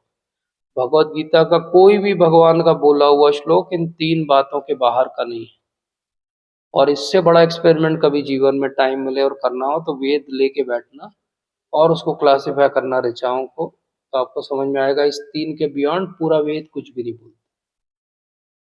पूरा ज्ञान का सार निचोड़ क्या है, या तो संबंध बताएगा वो श्लोक, या विधेय बताएगा, या प्रयोजन बताएगा, यही तत्व है। अगर कोई इसके बाहर बात कर रहा है मतलब बाय डिफॉल्ट वो वेद के बाहर बात कर रहा है। और अभी भगवान ने बोला था जो वेद के बाहर है वो बाहर है। तो कोई गुरु कब हो सकता है, जब वो वेद के अंदर हो। जब वो इन 3 तत्वों के बाहर की बात कर रहा है मतलब वो मनगढ़ंत बात कर रहा सही गुरु की पहचान कैसे होती है। हाँ, सही गुरु की पहचान, प्रामाणिक गुरु की पहचान के बहुत सारे लक्षण हैं, लेकिन चैतन्य महाप्रभु कहते हैं कि उसका आचार, विचार, प्रचार ये तीनों अलाइंड होना चाहिए। जो बोलता है वो करता है तो वो सही गुरु है। जो बोलता है वो खुद ही नहीं पालन करता है तो वो दूसरों को क्या इंस्पायर करेगा। सिंपल सी बात है। एक प्रामाणिक गुरु जो है वो, उसका एक प्रामाणिक गुरु होना चाहिए। और फिर तीसरी बात आती है जिसको वेदों में कहा गया फलेन परिचयेत। एक पेड़ है, अब हम आर्ग्यू करें कि ये आम का पेड़ है कि नीम का पेड़ है। अगर उस पे आम लगेंगे तो वो आम का पेड़ है, अगर उस पर नीम लगेंगे तो नीम का पेड़ है। ऐसे ही फले न परिचयेत, कोई गुरु महाराज कितने अच्छे हैं, उनके शिष्य कितने अच्छे हैं। अगर उनके शिष्य अच्छे हैं, सद्व्यवहारी है, उनमें ह्यूमिलिटी है, उनमें सद्गुणों का भंडार है, वो अपने आप को इम्प्रूव कर रहे हैं और आपको इंस्पायरिंग लगते हैं, मतलब गुरु महाराज भी इंस्पायरिंग होंगे, तभी तो शिष्य में कहाँ से आई वो क्वालिटी। शिष्य तो ए वायर था, शिष्य तो कुछ भी नहीं था, वेगाबॉन्ड था, उसको सही रास्ते कौन लेके आए। जैसे हम बोलते हैं ना, बच्चे को देख के पता लग जाता माता पिता कैसे, बच्चे के व्यवहार को देख के पता लग जाता घर में कैसा माहौल होगा, उसकी भाषा को देख के पता लग जाता है कि घर में वो लोग कैसे बात करते हैं। कोई बच्चा छोटा भी हो और मारपीट पे उतारू रहता हो तो आपको पता है घर में मारपीट होती होगी, इसकी कहाँ से सीखेगा, नहीं। तो ऐसे ही किसी शिष्य को देख के हम समझ सकते हैं कि एक प्रामाणिक शिष्य अगर अच्छा व्यवहार कर रहा है मतलब गुरु महाराज भी अच्छा सिखाते होंगे उसको, टीचर अच्छा होगा तो स्टूडेंट अच्छा होगा। तो कई तरह से हम देख सकते हैं कि एक प्रामाणिक गुरु कैसा होगा। ये बेसिक चीजें हैं, शिष्य को देख के, गुरु महाराज के स्वयं के व्यवहार ज्ञान को देख के। और फिर आखिरी और सबसे जरूरी बात है, जब आप अपने गुरु से पहली भेंट करोगे आपको पता चल जाएगा वो आपके गुरु महाराज। मतलब ये मैं अपने पर्सनल एक्सपीरियंस से बोल सकता हूँ। मैंने बस सुना था महाराज के बारे में, और मैं जब पहली बार गया मंदिर तो मैं पहले जा रहा था, बट फिर मुझे पता लगा कि महाराज आए हुए हैं। तो संडे प्रोग्राम में मैं गया तो हॉल पूरा भरा हुआ था, मैं साइड में बैठा था जहाँ से उस दिन टीवी भी बंद था, तो मुझे कुछ दिखाई नहीं दिया, उनकी बात बस सुनाई दे रही थी जो वो बोल रहे थे। फिर जब लेक्चर उनका फिनिश हो गया, सब खड़े हुए कीर्तन के लिए, तो मैं मेन हॉल में आया, फिर मैं धीरे धीरे आगे गया और फिर तब तक महाराज कीर्तन कर रहे थे. Then I heard him, first time I saw him also, and when I saw him, इतने हजारों की भीड़, और वो आंखें बंद करके जैसा वो करते हैं कीर्तन कर रहे थे. He was not bothered only, और इतने बड़े बड़े लोग वहाँ खड़े थे बॉम्बे के कि आप मतलब कुछ हजार करोड़ तो ऐसे गिन सकते हैं, ऐसे लोग खड़े थे सामने. लेकिन he was closing his eye and doing his bhajan, जैसे कि वो किसी जंगल में बैठे हों और अकेले कीर्तन कर रहे हैं. The moment I saw him I realise कि he is my guru. I never had that feeling. उसके पहले मैं बहुत पढ़ चुका था, बहुत सारी चीजें, मतलब जितनी स्पिरिचुअलिटी के तरीके उसे फॉलो भी कर चुका था, but I never got that feeling. First time I saw him I got feeling कि ही इज वेरी जेन्युइन. इतना मुझे समझ में आया कि ये बहुत जेन्युइन व्यक्ति है, जो भी है, ये बॉदर्ड नहीं है किसी भी चीज से.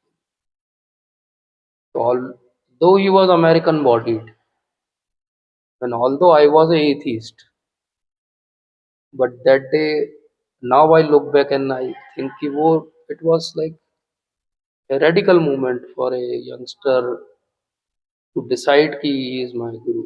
Although मेरी दीक्षा 12 साल बाद, 12 साल I was quietly waiting कि he will approve me, but I never had that feeling कि मैं कोई और धारण कर लूँ क्या, बहुत टाइम लग रहा है. And I never approached him also. I said कि if he is my guru, he will accept me.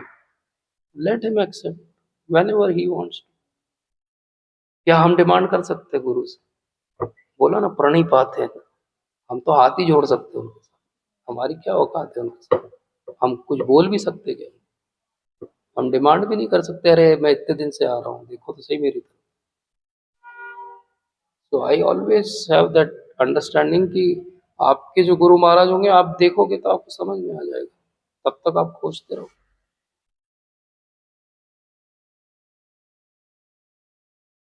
आप कुछ कह रहे अच्छा, ये तत्व का ये सोच रहा था मैं कि स्वाध्याय से तत्व ज्ञान.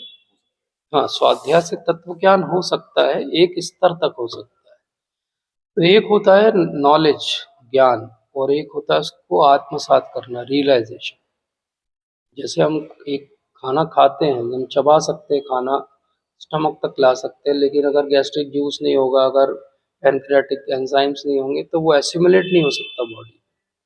तो वो जो फाइनल एस्पेक्ट है फूड का, फाइनल एसिमुलेशन, वो हमारे किसी भी चीज़ से नहीं होता है. वो तो सटल फॉर्म है, वो कैसे होता है वो बॉडी जानती है, साइंस भी पूरी तरह से नहीं जानती. तो यही बात है कि हम क्या कर सकते हैं. हम नॉलेज गेन करना चाहिए, बहुत गेन करना चाहिए, और बहुत क्रिटिकली करना चाहिए, हर एंगल से देखना चाहिए, क्वेश्चन करना चाहिए, क्रिटिकली हर चीज़ को सोचना चाहिए कि ऐसा क्यों नहीं. ये बिल्कुल सब कुछ सही है और अप्रूव्ड है, हमारे तो पूरे उपनिषद यही है. लेकिन फिर एक टाइम आता है जब ये रियलाइज करना चाहिए कि अब इस नॉलेज का फाइनल रियलाइजेशन तो गुरु महाराज के अप्रूवल से, उनकी कृपा से ही होगा. तो finally in bhakti we believe that final assimilation of that knowledge, कि हम जीवन में जब जरूरत पड़े तो उसको यूज कर पाए, वो पासवर्ड तो गुरु महाराज ही देंगे.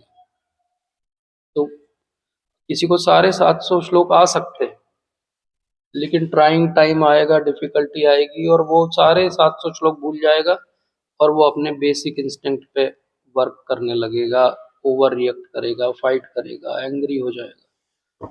तो मतलब कि सारे 700 श्लोक का परपट अभी भी डाउनलोड नहीं हुआ, एसिमुलेट नहीं हुआ. एसिमुलेशन तो गुरु महाराज से आ सकता. तो एक और चीज है, जैसे एक तो जो मैडम ने पूछा था भी उसका मतलब वो है ही नहीं कोई तरीका कि कैसे जानना है, वो पता लगेगा अपने आप. दूसरा सर ये जैसे कि बहुत सारे लोग हैं जो अपने गुरु से कभी मिलते नहीं. गुरु बहुत उनके बड़े high एग्जॉल्टेड profile है. हैं. हाँ, सही बात. वो मिलते नहीं हैं और वो कोई ज्ञान भी नहीं देते. मोस्ट ऑफ द गुरु, मतलब मैं मिलता हूँ गुरु जी लोग, मेरी मम्मी के गुरु जी हैं, ज्ञान नहीं देते. लेकिन फिर भी वो तत्व ज्ञान का दर्शन करवा सकते हैं बिना ज्ञान दिए. तो केवल गुरु बनने से होगा क्या? केवल गुरु को धारण करने से, अगर हो सकता है कि हमने पिछले जन्मों में उनको एक्सेप्ट किया हुआ हो और उनकी कृपा हो हमारे ऊपर, और उससे वो, ऐसे बहुत सारे उदाहरण मिलते हैं जहाँ पे बहुत ऐसा सो कॉल्ड जो नॉलेज है उसका ट्रांसफ़र नहीं हुआ, लेकिन रियलाइजेशन का ट्रांसफ़र कर दिया। जैसे विवेकानंद जी जब रामकृष्ण परमहंस से मिले तो उन्होंने बोला कि ऐसे गले मिले तो उनको लगा कि ऐसे बिजली का झटका लगा हो उनको, और ही रियलाइज्ड एवरीथिंग। तो ऐसा रेयरली हो सकता है। वो बट तो सर जब मिलते थे, उन्होंने सेवा भी करी और हाँ, वो बाद में लंबे की, समय तक लेकिन उनके जब साथ रहे। फर्स्ट मीटिंग आप कभी बस पढ़ो उनकी, फर्स्ट मीटिंग में ही सेज उन वो भी यही कहते हैं कि आई रियलाइज कि he is my Guru, because he was asking one question to everyone, can you show me God? And everybody was giving some answer, but not very satisfactory. And what Ramakrishna Paraman said, he said that okay, I can show you God the way you are seeing me. And then they had that embrace, and after वो that, बोल रहे थे कि क्या आपने भगवान को देखा है? yes, वही, तो बोल रहे थे कि हाँ, मैंने यस, भगवान को ऐसा देखा है ऐसे जैसा देखा मैं तुम्हें जैसे मैं देख रहा हूँ। तुम्हें देख रहा हूँ। तो ये जो अंडरस्टैंडिंग ये हो सकती है उस लेवल पे गुरु शिष्य का इंटरेक्शन हो तो हो सकती है। कोई जरूरी नहीं कि बहुत बार आप मिलोगे तो ही आपको ज्ञान मिलेगा। But in general devotional aspect पे अगर हम बात करें या जनरली जो होता है उस पे बात करें तो आपको ज्ञान तो उनसे लेना ही पड़ेगा, क्योंकि हमारी बहुत सारी ग्रंथियां हैं, उसको टेक्निकली कहते हैं ग्रंथियां, भागवतम में उसको कहा गया। हमारी बहुत सारी ज्ञान की ग्रंथियां, बहुत सारी हमारी कर्म की ग्रंथियां, ग्रंथियां मतलब नॉट्स, वो नॉट्स हमको प्रिवेंट कर रही है रियलाइजेशन लाने से।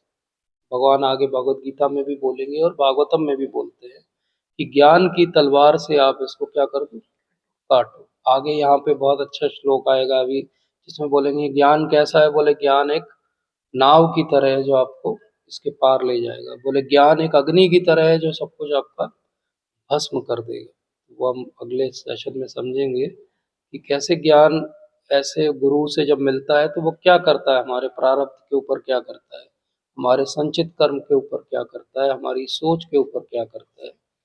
तो डेफिनेटली अगर उस तरह से हम समझें डिवोशनली भक्ति योग के एस्पेक्ट से तो it will take time, it will take time. ऐसा बहुत रेयरली होगा कि सडन रियलाइजेशन हो जाएगा। जैसा आपका बोलना है कि बहुत सारे गुरु कुछ बोलते नहीं हैं या ज़्यादा इंटरेक्ट नहीं करते हैं या हम समय उनका नहीं ले पाते। ज़्यादातर जो भक्ति योग में जो भी गुरु वर्ग है जो प्रामाणिक संप्रदाय के, वो हमेशा प्रवचन देते हैं। उसकी आजकल तो रिकॉर्डिंग्स मिल जाती है यूट्यूब पे, उनके चैनल्स हैं या उनकी वेबसाइट्स हैं जहाँ पे उनकी ऑडियो रिकॉर्डिंग है। तो we should try to listen to them, because वो जो बोल रहे हैं वो किसी और के लिए नहीं बोल रहे हैं, वो हमारे लिए बोल रहे हैं। जैसे अमरेंद्र प्रभु बहुत अच्छा बोलते हैं कि आप ये तात्पर्य लिखा है तो इसको हमेशा कैसे पढ़ना चाहिए, ऊपर लिखना चाहिए कि प्रिय हरि गोपीनाथ दास, और फिर ये तात्पर्य पढ़ना चाहिए। मतलब ये तात्पर्य किसी और के लिए नहीं लिखा है, मेरे लिए लिखा है प्रभुपाद ने। और आखिरी में जहाँ तात्पर्य खत्म हुआ क्या लिखना चाहिए, your ever well wisher AC भक्ति वेदांत स्वामी प्रभुपाद। मतलब ये एक तात्पर्य भी किसके लिए लिखा है, मेरे ही लिए लिखा है, आज ही के लिए लिखा है, अभी के लिए लिखा है। अगर मैं ऐसे समझ के पढ़ूंगा तो वो तो पर्सनल इंटरेक्शन हो गया। तो महाराज ने इस बार जब हम लोग गोवर्धन में यात्रा में गए थे तो 10,000 डिवोटीज, बहुत भीड़ रहती है और अरेंजमेंट बहुत अच्छा रहता है। तो हम लोग जब थे तो महाराज ने बहुत अच्छी बात बोली वहाँ से स्टेज से, तो वो मुझे मतलब इतनी इंस्पायर की कि मैंने उसी समय उसको नोट डाउन किया अपने नोट्स में। और वो क्या बोला उन्होंने, एक होती वाणी की सेवा, एक होती वपु की सेवा। वपु मतलब भगवान का या गुरु महाराज का जो शरीर है भौतिक रूप से जो दिखता है हमको, उसकी सेवा मतलब उनके चरण दबाना, उनके लिए पानी लेके आना, उनके कुछ भोजन बनाना उनके लिए, भौतिक ये सेवा। वो वपु की सेवा। भौतिक तो उनके शरीर में कुछ भी नहीं है, बट जो दिखता है वो उसकी सेवा। और एक होती वाणी की सेवा, मतलब जो उन्होंने इंस्ट्रक्शन दिया उसकी सेवा। वहां पे महाराज ने बहुत अच्छी बात बोली कि best vapu is to follow the vani, best vapu is to follow the vani. क्योंकि कोई, प्रभुपाद फिर उसका उदाहरण देते हैं। प्रभुपाद बोलते हैं कि ये देखो मच्छर मेरे ऊपर बैठा हुआ है, ये आप सब लोगों से ज्यादा पास में है, मेरे फिजिकल प्रॉक्सिमिटी तो ज्यादा है उसकी, लेकिन क्या कर रहा है, ये खून चूस रहा है मेरा। तो फिजिकल प्रॉक्सिमिटी इम्पॉर्टेंट है, बट एक समय के बाद इररिलेवेंट है। जब तक साइकोलॉजिकल प्रॉक्सिमिटी नहीं है, जब तक हमने उनको सरेंडर ही नहीं किया तो हम उनके बिल्कुल बाजू में जाके बैठ जाए, फोटो खिंचा लें, आधा घंटा खा जाएं उनका, लेकिन क्या मिलेगा? ना हमको कुछ मिलेगा ना उनको कुछ। वो हम उनका खून चूस के आ गए और परेशान करके आ गए। इससे ज़्यादा अच्छा क्या है कि हम फिजिकली उनके आसपास नहीं है, लेकिन हम वाणी से, मन से, अपनी बुद्धि से, हर तरह से उनके पास में, तो वो ज़्यादा ज़रूरी है। इसलिए हो सकता है गुरु महाराज बहुत बिजी है, बहुत फेमस हैं, बहुत फॉलोअर्स हैं उनके, तो आपको उनका पर्सनल अटेंशन नहीं मिलेगा, लेकिन कहीं ना कहीं उन्होंने बुक लिखी होगी, कुछ बोला होगा कहीं पे, उसको हम फॉलो कर सकते हैं और इस तरह हम उनके पास में रह सकते हैं। तो आज यही अंत करते हैं।